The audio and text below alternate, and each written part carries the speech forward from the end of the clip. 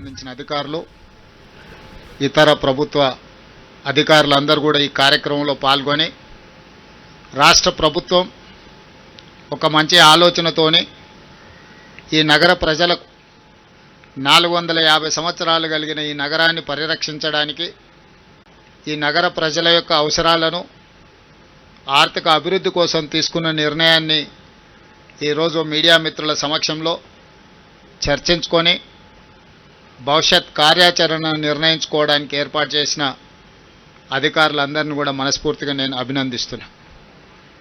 మీకు అందరికీ తెలుసు, స్వతంత్రం వచ్చిన తర్వాత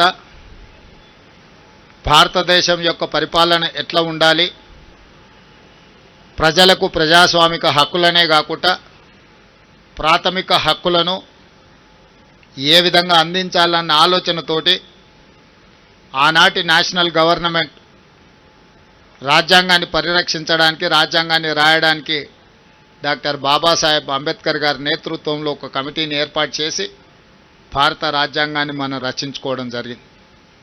ఆనాడు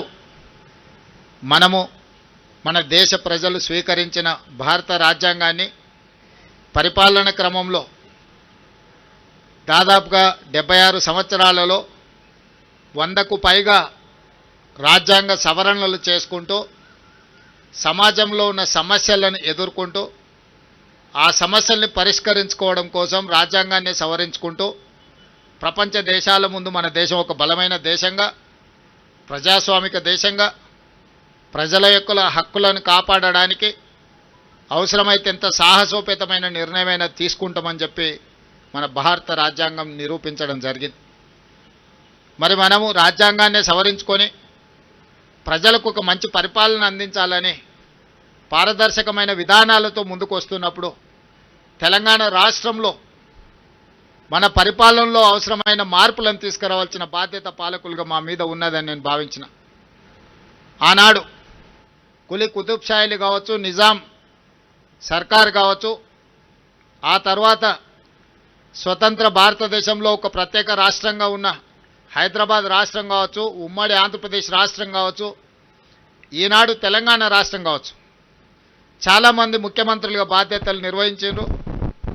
వాళ్ళందరూ కూడా వివిధ సందర్భాలలో రాష్ట్రానికి అవసరమైన చట్టాలను, శాసనాలను చేసుకుంటూ వచ్చారు. గ్రేటర్ హైదరాబాద్ మున్సిపల్ కార్పొరేషన్ నుంచి హైదరాబాద్ మెట్రో డెవలప్మెంట్ అథారిటీ వరకు రకరకాల సందర్భాలలో రకరకాల నిర్ణయాలను సవరించుకుంటూ ఈరోజు ఒక మంచి పరిపాలన అందించే స్థాయికి మనం ఎదిగినాం. అదేవిధంగా 1908లో ఆనాడు వచ్చిన వర్షాలు, వరదలు నిజాం సర్కార్ ప్రభుత్వాన్ని కదిలించి వేసింది. నిజాం కకావికలమైపోయిన హైదరాబాదు నగరాన్ని చూసి బోరున విలపించి ఈ వరదలను, ఈ మానవాళి యొక్క నాశనాన్ని నివారించాలి, నిలువరించాలి అని ఒక గొప్ప ఆలోచన చేసి 1908లో వచ్చిన వరదలో వేలాది మంది ప్రజలు, ఆనాటి హైదరాబాద్ రాష్ట్ర పౌరులు చనిపోతే నిజాం ఒక గొప్ప ఆలోచన చేసి మోక్షగుండం విశ్వేశ్వరయ్యను ప్రపంచంలోనే టెండర్లు పిలిచి ఈ వరదలను నియంత్రించడానికి, నిలువరించడానికి, హైదరాబాదు నగరాన్ని సుందరీకరించడానికి ఒక గొప్ప ఆలోచన చేసి వారు అడుగు ముందుకేశారు. 1908లో వారు మొదలుపెట్టిన మోక్షగుండం విశ్వేశ్వరయ్య అందించిన ఒక గొప్ప కట్టడాలే ఈరోజు మూసీ నది, అదేవిధంగా ఉస్మాన్ సాగర్, హిమాయత్ సాగర్.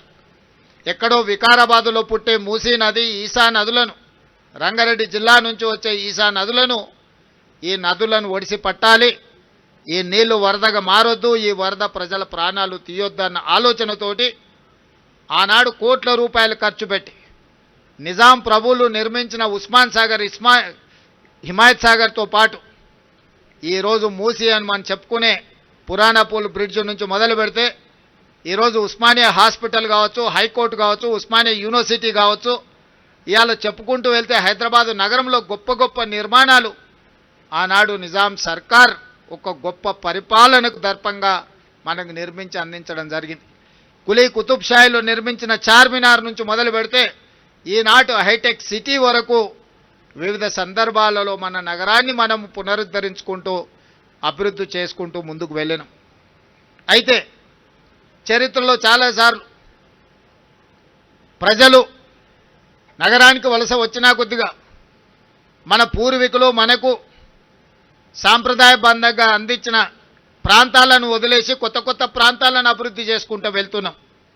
ఓల్డ్ సిటీ అంటే మనకు సంబంధం లేదన్నట్టు, లేకపోతే పాత నగరం అంటే అదేదో వెనుకబడిన నగరంగా మనం ఆలోచన చేస్తూ కొత్తగా నగరాన్ని విస్తరించుకుంటూ ముందుకు వెళ్తున్నాం. ఇది కొంత కాలం తర్వాత మనకున్న సంపద ఏదైతే ఉన్నదో, సహజ వనరుల సంపద కావచ్చు, లేకపోతే పూర్వీకులు మనకు అందించిన గొప్ప కళాఖండాలు, గొప్ప గొప్ప కట్టడాలు కావచ్చు, కాలగర్భంలో కలిసిపోతాయి. అందుకే నేను ఆలోచన చేసి మన నగరాన్ని పునరుద్ధరించుకోవాలి. ఇది ఓల్డ్ సిటీ కాదు, ఇది ఒరిజినల్ సిటీ.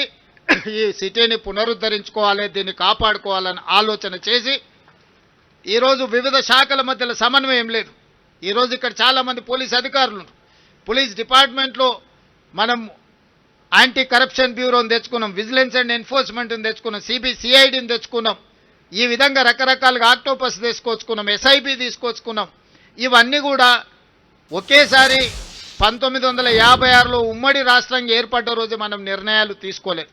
ఎట్లెట్లా మన అవసరాలు, మన పరిస్థితులు, ప్రజలకు ఏ విధంగా మనము పరిపాలనను అందుబాటులోకి తీసుకురావాలని ఆలోచన చేసినప్పుడు ప్రతి సందర్భంలో కొన్ని కొత్త శాఖలను మనం నిర్ణయం తీసుకుంటూ కొత్త శాఖలను ఏర్పాటు చేసుకుంటూ పరిపాలనను బలోపేతం చేసినాం. అందుకే ఈరోజు మున్సిపల్ శాఖ కావచ్చు, ఎలక్ట్రిసిటీ డిపార్ట్మెంట్ కావచ్చు, ఇరిగేషన్ డిపార్ట్మెంట్ కావచ్చు, పోలీస్ డిపార్ట్మెంట్ కావచ్చు, ఇట్లా చాలా శాఖల మధ్యలో సమన్వయ లోపం వల్ల సమస్య వచ్చినప్పుడు ఎవరి సమస్యను